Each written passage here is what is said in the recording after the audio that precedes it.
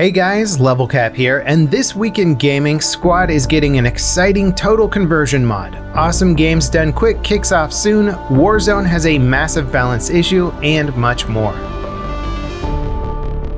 The Milestone FPS Squad has some pretty impressive total conversion mods available these days, like a Star Wars one that turns the game into a proper intergalactic experience, but a new mod was just announced that turns the game into a Vietnam-era experience complete with napalm, the classic M16A1, gore, and a bunch of 1960s military vehicles. The teaser trailer doesn't give away much and many of the assets are still work in progress, but the content that is there is very impressive. Squad's big 1.0 update last year introduced Fallujah, the game's first full-scale urban combat map. It's a handcrafted replica of the real-life city and offers some incredibly intense action, but the game's more rural maps are mostly rolling hills or desert countryside. A proper jungle map like this Vietnam mod is offering sounds like a significant departure from Squad's traditional maps. As for when the mod is launching, well, there's no firm release date, but the developers expect it will launch in the first quarter of this year. The launch version will offer the US and Viet Cong as factions and one map. A post-launch update is also in the works that will add Army of the Republic of Vietnam and Australian factions. As for the gameplay changes, don't expect a total overhaul of Squad's mechanics. The bulk of the mod's content is focused on era-appropriate weapons, gear, and vehicles. There won't be any major departures from Squad's core gameplay, but there will be some minor tweaks to suit the gameplay of the mod.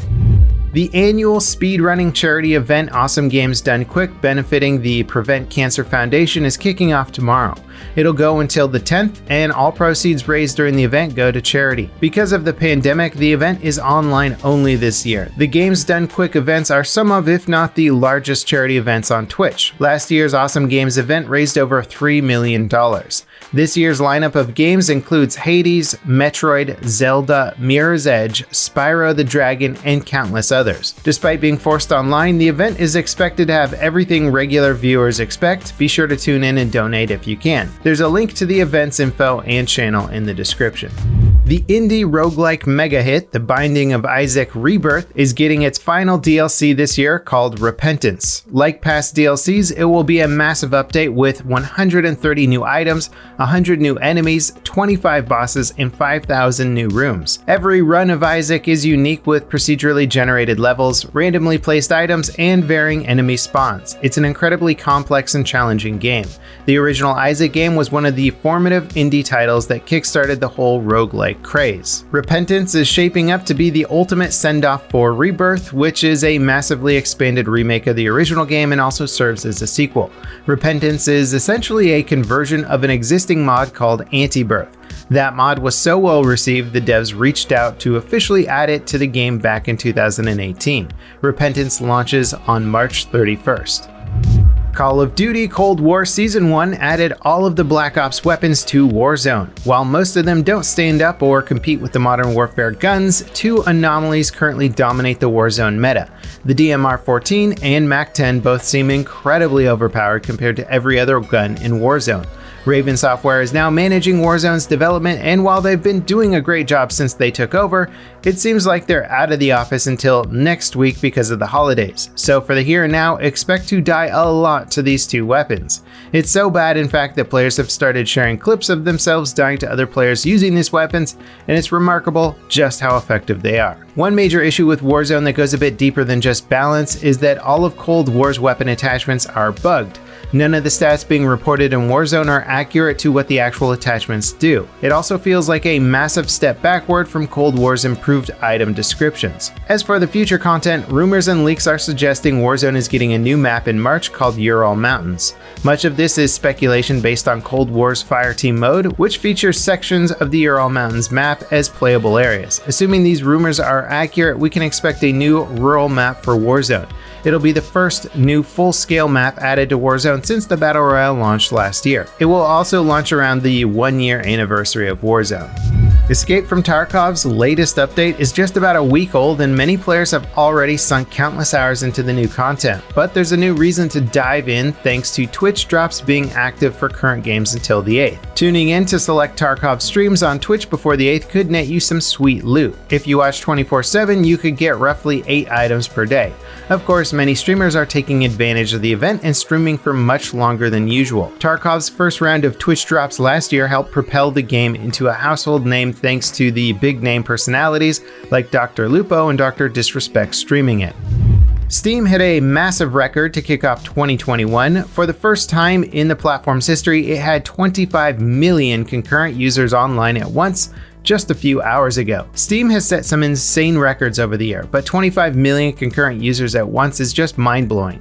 While it might not exactly rival the collective player counts on consoles, it's pretty unbelievable for an individual platform. Of course, as with all things Steam, it's safe to say that the record will be broken again in no time. Steam has been growing like crazy the past few years, and it shows no signs of slowing down.